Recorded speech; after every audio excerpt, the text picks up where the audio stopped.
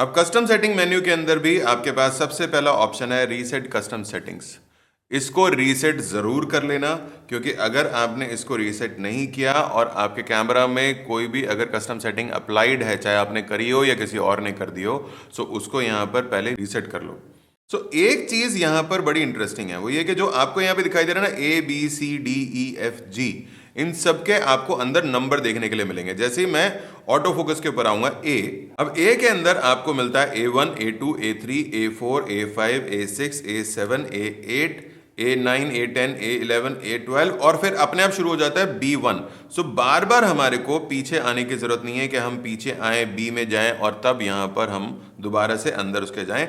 आपको auto focus के अंदर स्टार्ट करना है और जो भी यहां पर A से G तक आपको ऑप्शन दिखाई दे रहे हैं वो सारे आपको अंदर मिल जाएंगे। तो हम आते हैं ऑटो फोकस के अंदर। अब यहां पर हम वापस जाएंगे A1 पर और यहां पर हमारे पास ऑप्शन है AFC प्रायोरिटी सिलेक्शन। वैसे तो मैं यहां पर एक एक चीज आपको बता रहा हूं, पर एक ऑप्शन आपके कैमरा में नीचे दिया हुआ है क्वेश्चन मार्क का। इसके ऊपर जब आप टैप करोगे तो यहां पर आपको बता देगा कि ये पर्टिकुलर फंक्शन क्या करेगा। जैसे यहां पर दिखाई दे रहा है, choose the operation performed when the shutter release button is pressed. Release, और इस तरीके से आप इसको पढ़ लो। नहीं समझ में आ रहा, कोई टेंशन की बात नहीं है, मैं यहां पे बता देता हूं। AFC प्रायोरिटी सिलेक्शन सबसे पहले हमारे को मिलता है। यहां पर हमारे को यह देखना है कि हम यहां पर रिलीज या फोकस किसके ऊपर रखते हैं। बेसिकली AFC के ऊपर जब आपका कैमरा है, उसके अंदर अगर आपका कैमरा फोकस जब तक नहीं कर लेगा तब तक आपको क्लिक करना ना दे, तो आपने लगाना है फोकस के ऊपर। मतलब ये कि जब तक आपका कैमरा फोकस नहीं कैप्चर करेगा तब तक वो आपको शटर बटन दबाना नहीं देगा, यानी कि प्रायोरिटी हो जाएगी फोकस करना। लेकिन अगर वो रिलीज के ऊपर है, आपका कैमरा फोकस करे या ना करे, आप शटर बटन को दबाएंगे, इमेज कैप्चर होती चली जाएंगी। ये आपके ऊपर डिपेंड करता है कि आपको क्या यहां पे सेलेक्ट करना है। मेरे हिसाब से आपको फोकस पे रहना चाहिए, ताकि आपका कैमरा जब तक फोकस ना करे तब तक कैप्चर ना करे। क्योंकि अगर आपका कैमरा फास्ट कैप्चर करता भी रहेगा लेकिन इमेजेस फोकस में नहीं होंगी, तो फायदा क्या है ऐसी इमेजेस का, राइट? बट अगेन, आप फोटोग्राफर हो, आपका कैमरा, आपको डिसाइड करना है कि आपको क्या रखना है। इन दोनों चीजों में सिंपल सा डिफरेंस ये है कि रिलीज प्रायोरिटी हो जाएगी, मतलब फोकस हुआ या नहीं हुआ, आपका कैमरा इमेज कैप्चर कर सकता है। और फोकस के ऊपर अगर आपने रख दिया, आपका कैमरा जब तक फोकस नहीं कर लेगा तब तक आपको इमेज कैप्चर नहीं करने देगा। ओके, ऐसे ही सेम आपके पास में AFS के अंदर है, यहां पर भी आपके पास ये दोनों प्रायोरिटीज हैं। आप डिसाइड कर सकते हो। नेक्स्ट हमारे पास में है focus tracking with lock on. जब आप इसके अंदर जाएंगे आपको ये दिखाएगा क्विक और डिलेड। बेसिकली डिफॉल्ट यहां पर रहता है 3 के ऊपर, और क्विकली 1 के ऊपर, और 5 डिलेड। बेसिकली यहां पर आपका कैमरा कितनी फास्ट फोकस कैप्चर करेगा वो यहां पर आप डिसाइड करते हैं। आपने अगर फोकस लॉक किया हुआ है और बीच में कोई आ जाता है तो आपका कैमरा कितना टाइम लेगा वापस रिफोकस करने में, वो यहां पर आप डिसाइड कर सकते हो। आपको क्विकली चाहिए, डिलेड चाहिए। अब क्यों यहां पर क्विक है और क्यों यहां पे डिलेड है और क्यों ये बीच में है, ये मुझे नहीं पता है। आपको अगर पता है तो नीचे कमेंट बॉक्स में लिखकर मेरे को बताना। चलो, अब नेक्स्ट के ऊपर हम यहां पे जाते हैं, और नेक्स्ट हमारे पास में आता है auto area AF face I detection. यहां पर आप इसको ऑफ कर सकते हो, ऑन कर सकते हो। Face and eye detection on, या face detection on, animal detection on. Animal detection को अगर आपने ऑन रखा है एक ऑप्शन आपके पास में और खुल जाएगा। आपके ऊपर डिपेंड करता है कि आप एनिमल शूट करते हो तो इसको ऑन रखो, मेरे हिसाब से ऑफ करके रखो, और जो फेस एंड आई डिटेक्शन है इनको आप ऑन कर लो। Okay, focus points used, all focus points हम यूज करेंगे। हम आधे फोकस पॉइंट क्यों यूज करें, राइट? इसको ऑल के ऊपर हम रखेंगे। Store points by orientation. अब यहां पर बेसिकली होता यह है कि जब आप लैंडस्केप में शूट कर रहे हैं और आपने एक जगह पे फोकस पॉइंट रख दिया, लेकिन आपने कैमरा को इस तरीके से घुमाया और वहां पर आपने ऊपर की तरफ फोकस पॉइंट रख दिया, बार बार जब आप कैमरा को इस तरीके से घुमाएंगे तो उसके अंदर आपको फोकस पॉइंट को चेंज ना करना पड़े। आपका कैमरा बाय डिफॉल्ट फोकस को फिक्स करके रखेगा। अब सोच के देखिए कि आप एक पोर्ट्रेट खींच रहे हैं, पोर्ट्रेट के अंदर आपने कैमरा ऐसे पकड़ा हुआ है। अब ऐसे में जब आप शॉट लेंगे आई के ऊपर फोकस पॉइंट आप रखेंगे, और जब आप ऐसा घुमाएंगे तो फोकस पॉइंट की पोजीशन डिफरेंट हो जाएगी। सो बार बार आपको फोकस पॉइंट की तरफ ना मूव करना पड़े, इसके लिए ऑप्शन है, और ये काम करेगा सिर्फ सिंगल पॉइंट ऑटो फोकस के ऊपर। आई ऑटो फोकस में तो ये सब करने की जरूरत नहीं है। सो अगर आई ऑटो फोकस आपके कैमरा में परफेक्टली काम कर रहा है तो उसी को चूज करो, अदरवाइज आप सिंगल पॉइंट को भी चूज कर सकते हो। अब अगला हमारे पास में ऑप्शन है AF एक्टिवेशन। AF एक्टिवेशन के ऊपर जब जाएंगे तो यहां पर आपके पास में ऑप्शन आ रहा है शटर एंड AF ऑन या AF ऑन ओनली। आपके कैमरा के अंदर दो बटन्स होते हैं जो कि फोकस कर सकते हैं। एक तो शटर बटन जो कि ट्रेडिशनली हम सभी लोग यूज कर सकते हैं। आपके कैमरा के बैक में एक बटन है जिसको हम कहते हैं AF ऑन बटन, उसको भी आप यूज करके फोकस कर सकते हैं। सो अगर आप शटर और AF ऑन को ऑन रखते हैं सो आप अपने कैमरा के शटर बटन से भी फोकस कर सकते हैं और AF ऑन से भी फोकस कर सकते हैं। पर अगर आप इसको AF ऑन ओनली के ऊपर कर देते हैं सो आप सिर्फ AF ऑन बटन से ही अपने कैमरा के अंदर फोकस कर सकते हैं। जो शटर बटन है उसका काम सिंपल इमेज कैप्चर करना रह जाएगा, यानी कि वो सिर्फ शटर को रिलीज करेगा।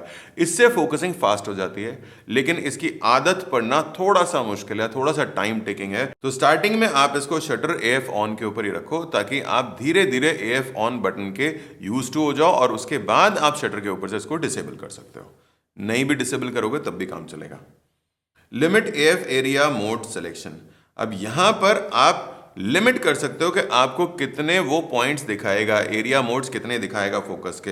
अब मुझे नहीं लगता कि क्यों आप इसको लिमिट करना चाहोगे। अगर आपके कैमरा में बहुत सारे ऑप्शंस हैं तभी आप इसको लिमिट करना चाहोगे। जैसे कि अगर हम Z9 की बात करें तो उसमें बहुत सारे ऑप्शंस आ जाते हैं, तो ऐसे में मैं चाहता हूं कि मैं उसको लिमिट कर दूं, पर इसके अंदर आपको लिमिट करने की जरूरत नहीं है। ओके, सो आगे हम चलते हैं। यहां पर नेक्स्ट है फोकस पॉइंट रैप अराउंड। इसको अगर आप ऑन कर लेंगे तो फोकस को जब आप इस तरीके से फोकस ट्रैक करना शुरू करेंगे, यहाँ से यहाँ पर मूव करेंगे तो वापस यहाँ से आ जाएगा, यहाँ पर अटकेगा नहीं। सो ये भी आपके पास एक लग्जरी है, डिपेंड करता है कि आप कैसे इसको यूज करना चाहते हो। तो कोई बहुत ज्यादा बड़ी चीज नहीं है। अब अगला हमारे पास यहाँ पर ऑप्शन है फोकस पॉइंट ऑप्शंस। इसके अंदर आपके पास दो ऑप्शंस हैं, मैनुअल फोकस मोड और dynamic area AF assist. So basically जब आप मैनुअल फोकस में शूट करते हैं तो ऐसे में आपको फोकस ऑन करना होता है। सो अगर आपको रेड डॉट वहां पे दिखाई दे रहा है, यानी कि अगर आपको फोकस पॉइंट दिखाई देगा और वो ग्रीन हो जाता है, तब आपको समझ में आ जाता है कि आपने मैनुअली फोकस कर लिया।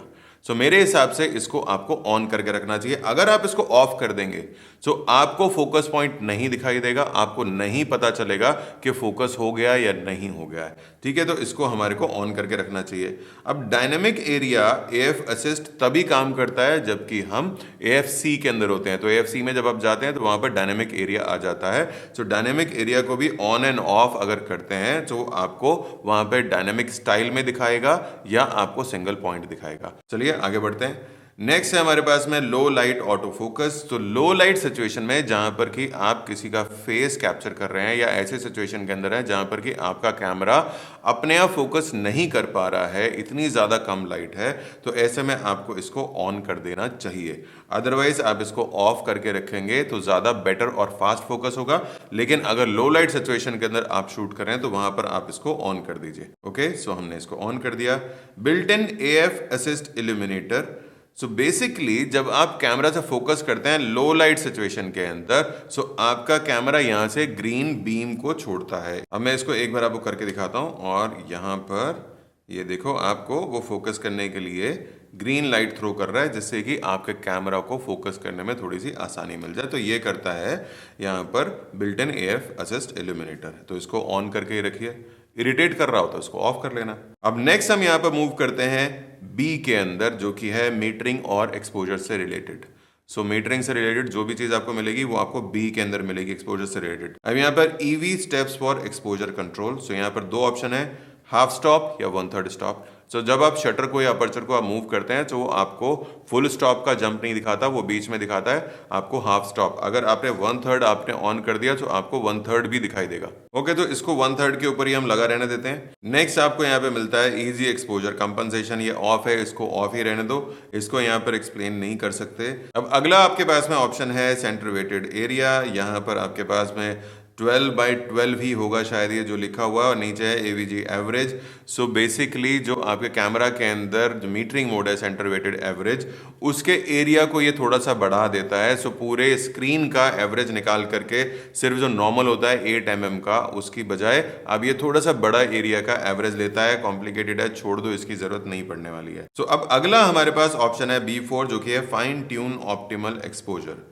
बेसिकली जब आप एक मीटरिंग मोड को यूज कर रहे होते हैं तो उस मीटरिंग मोड से आप जो इमेजेस खींचते हैं, अगर आपको लगता है कि आपका कैमरा प्रॉपरली एक्सपोज इमेजेस आपको नहीं दिखा पा रहा है, जो कि मेरे हिसाब से ऐसा नहीं होगा, लेकिन फिर भी अगर आपको लगता है तो आप अपने कैमरा के एक्सपोजर को यहाँ पे कंट्रोल कर सकते हैं। अब कंट्रोल कैसे कर सकते हैं? सबसे पहले तो हम यहाँ पर इसको यस कर देते हैं। इसके अंदर आपके पास ऑप्शन आ रहा है matrix metering, centre weighted metering, spot metering, highlight weighted metering.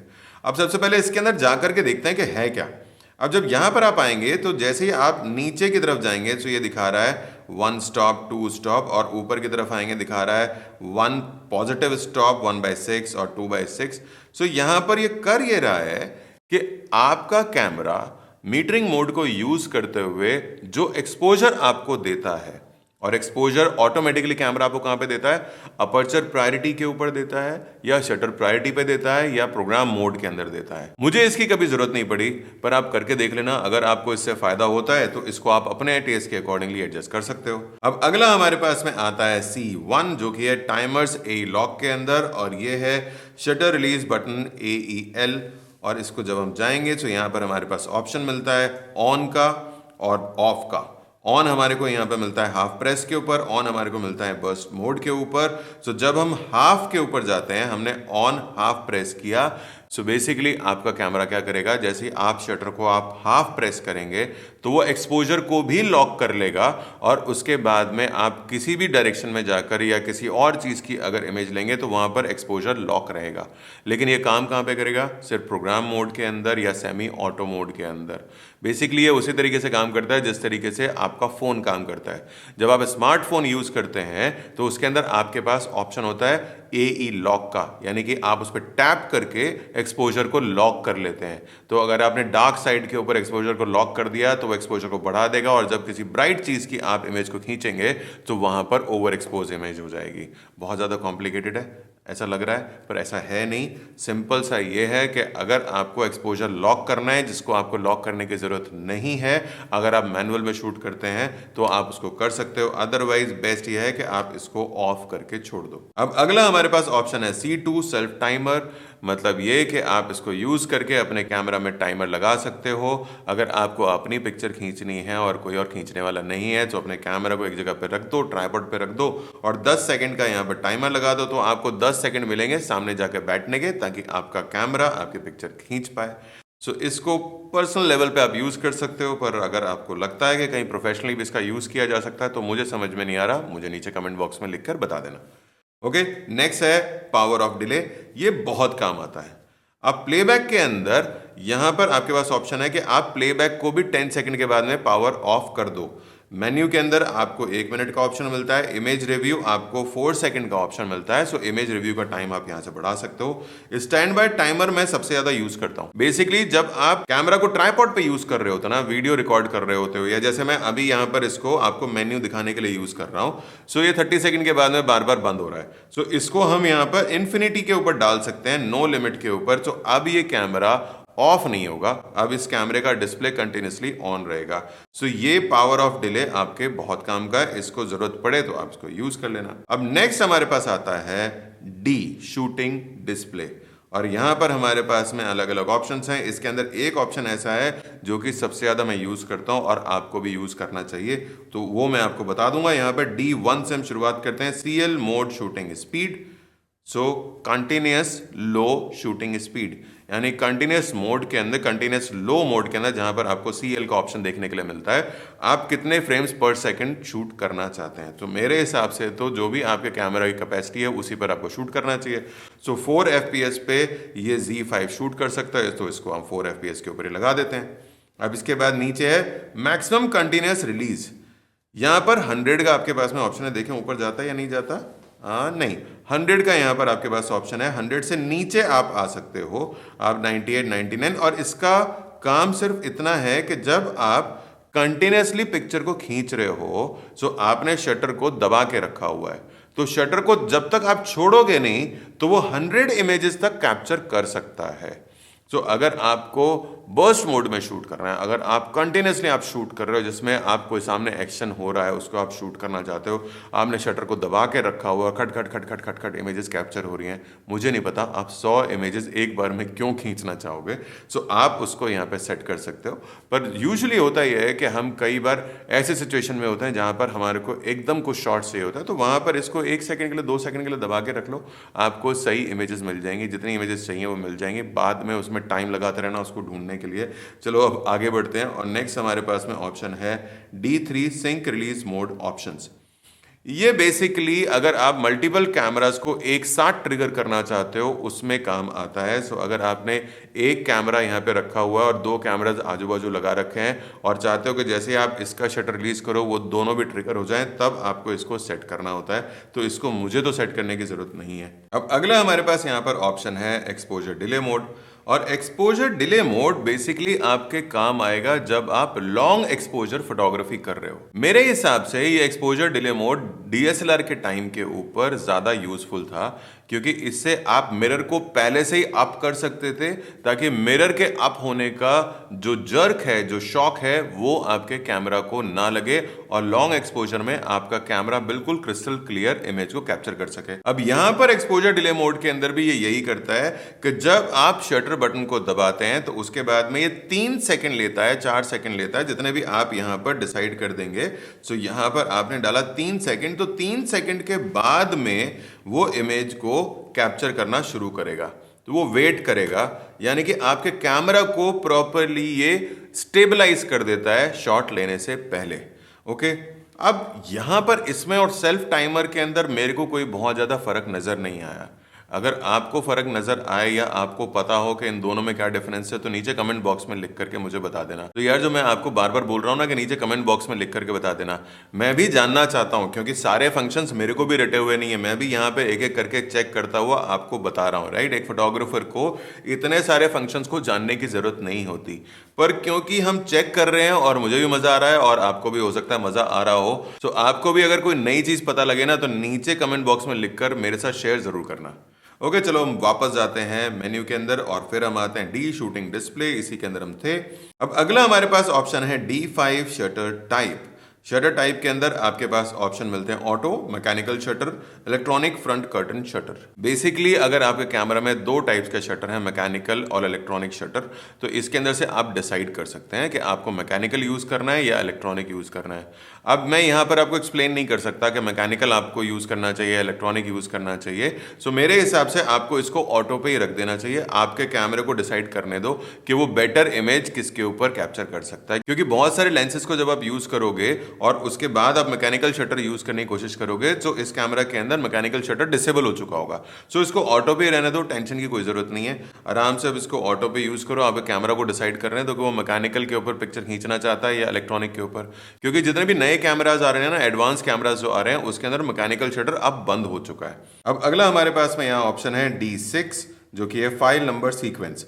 अब यहां पर आपके पास है ऑन ऑफ रीसेट, मतलब ये कि जिस भी सीक्वेंस के अंदर आपकी इमेजेस रिकॉर्ड हो रही हैं उनको आप यहां पे रीसेट कर सकते हो, या उसी सीक्वेंस को कंटिन्यूसली चलते देना चाहते हो तो आप उसको चलते देने दो। और यहां पर हम इसको ऑन रख लेते हैं ताकि सीक्वेंस जो है वो हमारी एक ही तरीके से चलती रहे, क्योंकि अगर आप बार बार इसको रीसेट करोगे ना तो होगा ये कि जो इमेजेस होंगी वो कई बार एक ही नंबर की इमेजेस कई सारी इकट्ठी हो जाएंगी आपके पास में। जैसे आपने अभी एक शूट किया, उसके अंदर आपने लेट्स से कि 10 नंबर की फाइल वहां पर थी। अब आपने दूसरा शूट किया, उसके अंदर फिर 10 नंबर की आएगी, तीसरा शूट किया फिर 10 नंबर की आएगी। सो आपके पास एक ही नंबर की फाइल 3-4 तरीके की हो जाएंगी, जो बाद में कंफ्यूजन क्रिएट कर देगा। तो इसको ऑन ही रहने देना चाहिए। अब नेक्स्ट हमारे पास में ऑप्शन है D7 apply settings to live view.